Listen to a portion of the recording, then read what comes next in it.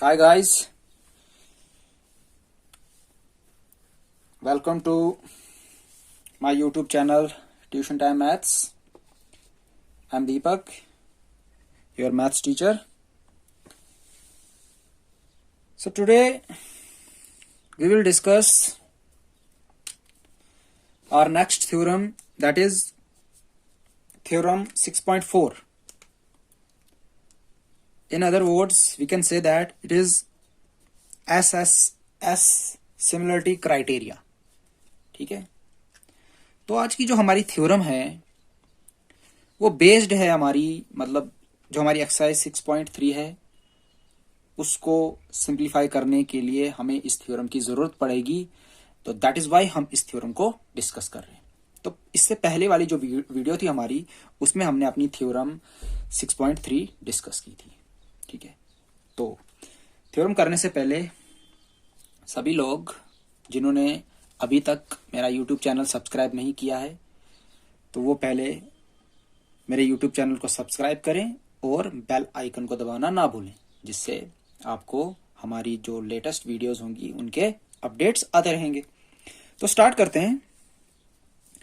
If in two triangles, अगर हमारे पास दो ट्राइंगल्स हैं, sides of one triangle are proportional to the side of the other triangles. बोलता है अगर एक ट्राइंगल की साइड्स और दूसरी ट्राइंगल्स की साइड का रेशो प्रोपोर्शनल है, क्या है? प्रोपोर्शनल है, या कह सकते हैं दूसरे शब्दों में सेम रेशो में है। ठीक है, then there corresponding angles are equal, तो उसके जो कोरस्पॉन्डिंग एंगल्स होंगे वो इक्वल होंगे। And hence the two triangles are similar, और जो वो दोनों ट्राइंगलें क्या होंगी? सिमिलर होंगी। बात समझ आई? ठीक है, क्या कह रहा है? अगर हमारे पास दो ट्राइंगल्स हैं, समझना बात को अच्छे से, अगर हमारे पास दो ट्राइंगल्स हैं, अगर उनकी साइड्स का रेशो प्रोपोर्शनल है या सेम रेशो है, एक ही बात है, ठीक है,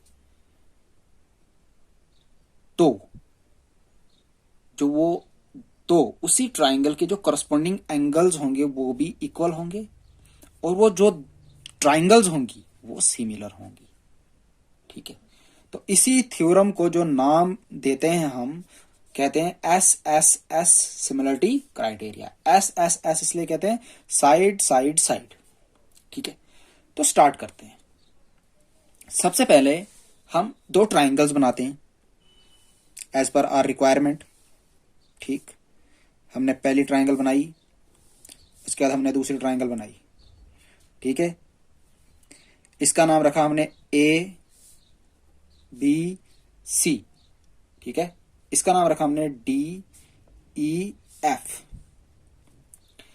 तो क्या कह रहा है ये क्या कह रहा है? ये कह रहा है कि ये ट्राइंगल और ये triangle, this side this side this side this side this side and this side, ठीक है, AB upon DE, BC upon EF and AC upon DF का रेशो बराबर है। ये क्वेश्चन में गिवन है। कह रहा है कि अगर ऐसा है तो एंगल A और एंगल D भी बराबर होगा, एंगल B और एंगल E भी बराबर होगा। ठीक, और एंगल C और एंगल F भी बराबर होगा। तो अगर ऐसा हुआ तो ये दोनों ट्राइंगलें क्या हो जाएंगी? Prove similar. तो यही हमें प्रूव करना है इस थ्योरम में। ठीक, तो सबसे पहले जो मैंने बनाया, गिवन लिख देते हैं, सॉल्यूशन इसका ध्यान से। गिवन है हमारे पास two triangles, triangle ABC and triangle DEF, ये हमारे पास गिवन है। ठीक है, जिसमें सच दैट कहा गया है कि जो AB है अपान DE है, AB अपान DE बराबर है BC अपान EF और बराबर है ये AC अपान DF के। ये गिवन है, ये गिवन है। प्रूव क्या करना है? टू प्रूव क्या करना है? ये गिवन था। टू प्रूव क्या करना है? प्रूव करना है आपको triangle A B C is similar to triangle D E F.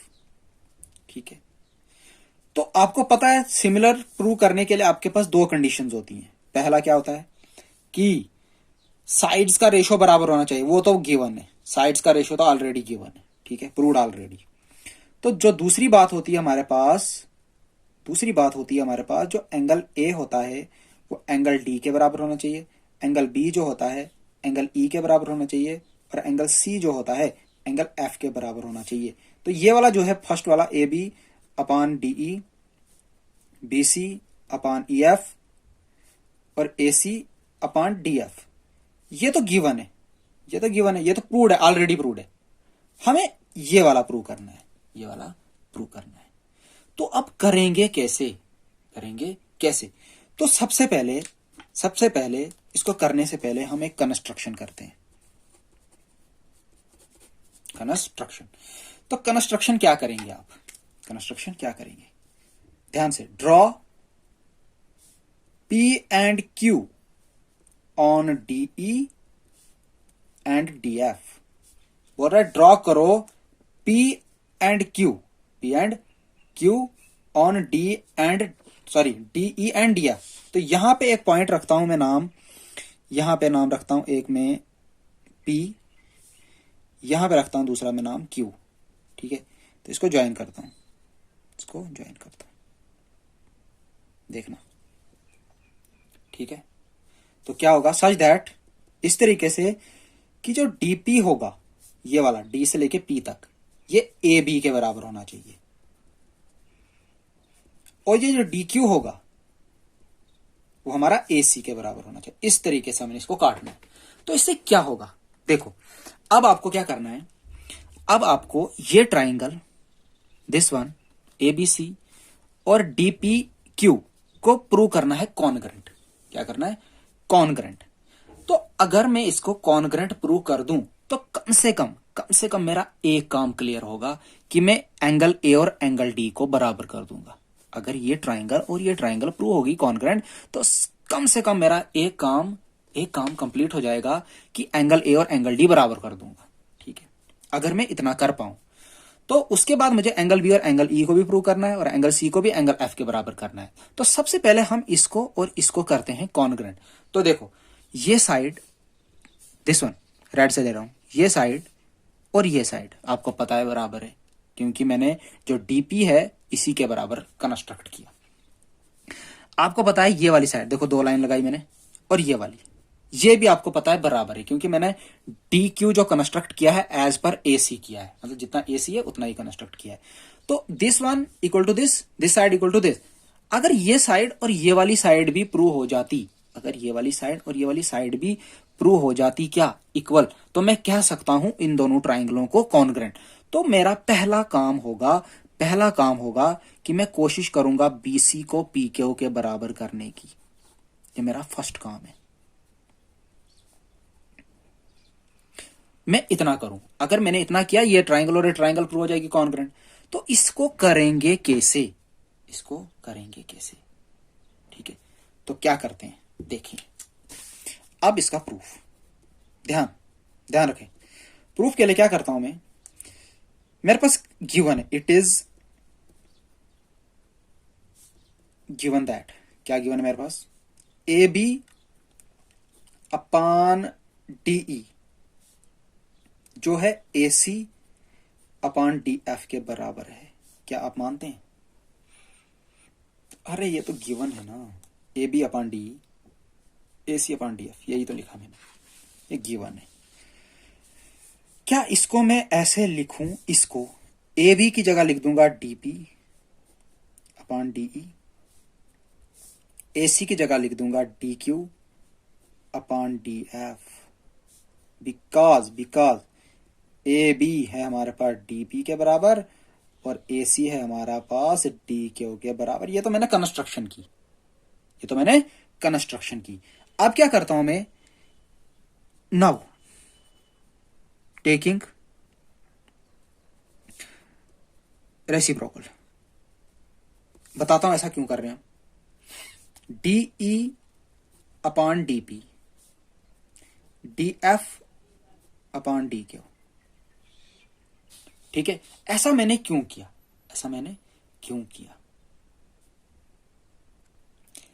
ऐसा मैंने क्यों किया।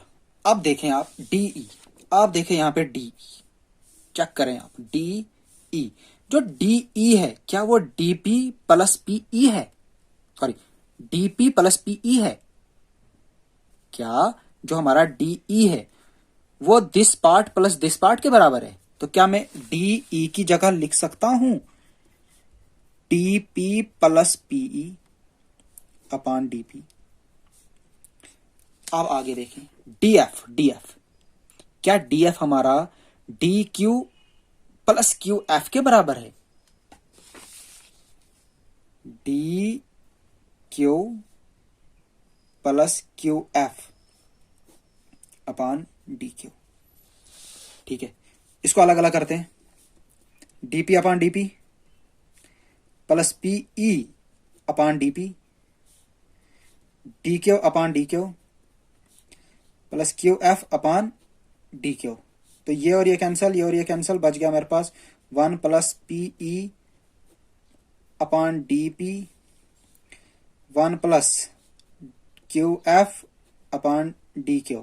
तो ये 1 कैंसल, बच गया मेरे पास PE upon DP, QF upon DQ।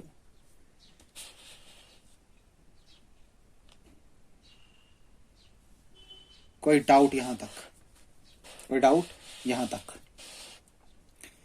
फिर से मैं क्या करता हूं, इसको मैं लिख सकता हूं DP upon PE, DQ upon QF, taking reciprocal.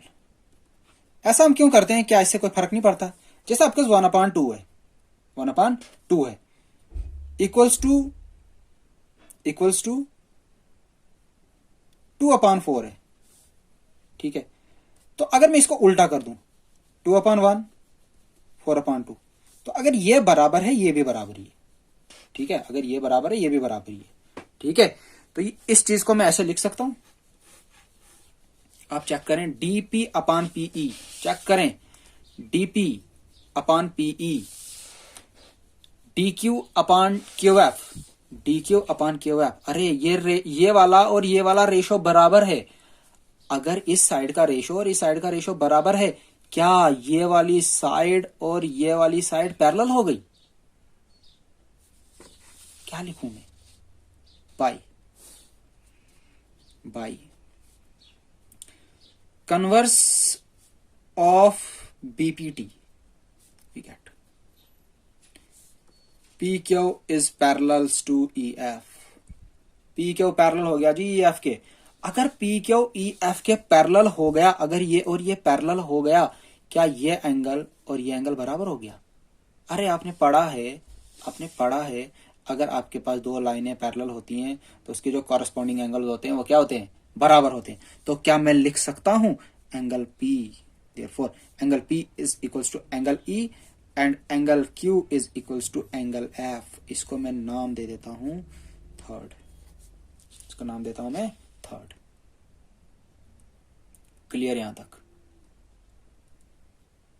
अब क्या करें?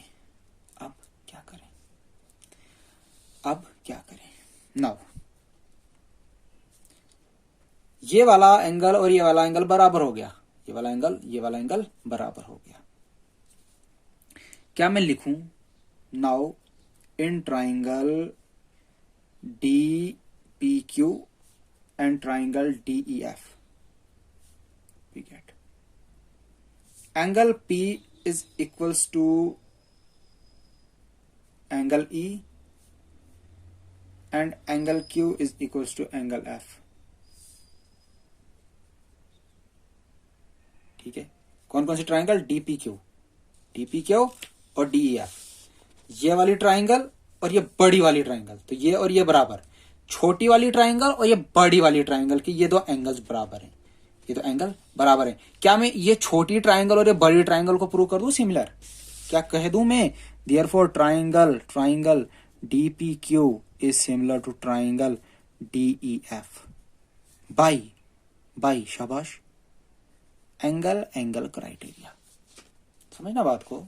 मैंने ये छोटी ट्राइंगल और ये बड़ी ट्राइंगल को प्रूव कर दिया सिमिलर। ऐसा करने का मकसद क्या था? अगर ये छोटी ट्राइंगल और ये बड़ी ट्राइंगल सिमिलर प्रूव होगी। दूसरी बात, अगर ये वाली ट्राइंगल और ये वाली ट्राइंगल कॉन्करेंट प्रूव होगी तो ये वाली ट्राइंगल और ये बड़ी ट्राइंगल ऑटोमेटिकली सिमिलर प्रूव हो जाएगी। ठीक है, तो मैंने क्या किया, इसको इसके बराबर लिखा।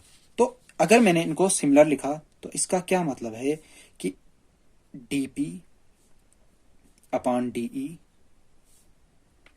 DQ अपॉन DF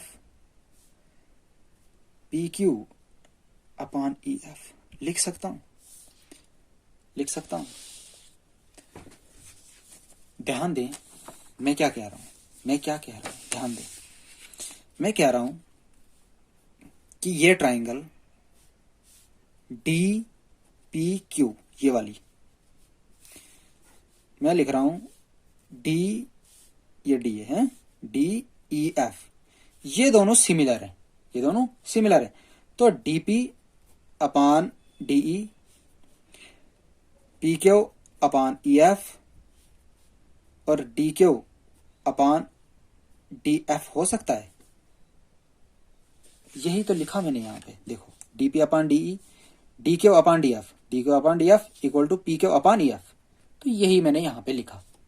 ठीक है, अगर मैंने इनको ऐसे लिखा तो आगे क्या होगा?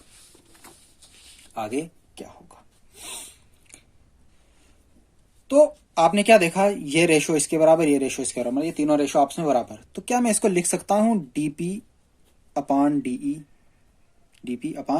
DE equals to PQ upon EF। मैंने ये वाला और ये वाला चूज किया।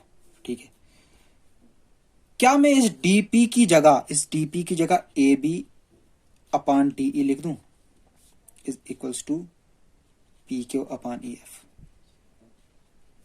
ये ध्यान देना यहाँ पे, बिकॉज जो DP हमारे पास है वो AB के बराबर है, ये लिख दिया मैंने।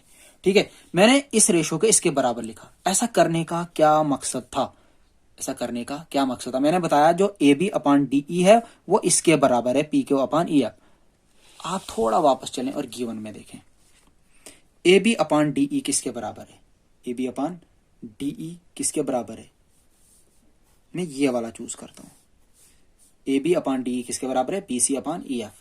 बट मैं क्या लिखता हूं, it is given that, given क्या है मेरे पास, जो AB अपॉन DE है वो किसके बराबर लिख दिया मैंने? BC अपॉन EF के। चेक करो आप इस वाली इक्वेशन को भी, इसको फोर्थ रखो, इस वाली इक्वेशन को भी। इन दोनों के लेफ्ट हैंड साइड बराबर हैं। तो क्या इनके राइट हैंड साइड भी बराबर होंगे? अगर इनके लेफ्ट्स बराबर हैं तो राइट्स भी बराबर होंगे। तो इसका मतलब मैं लिख सकता हूं AB अपॉन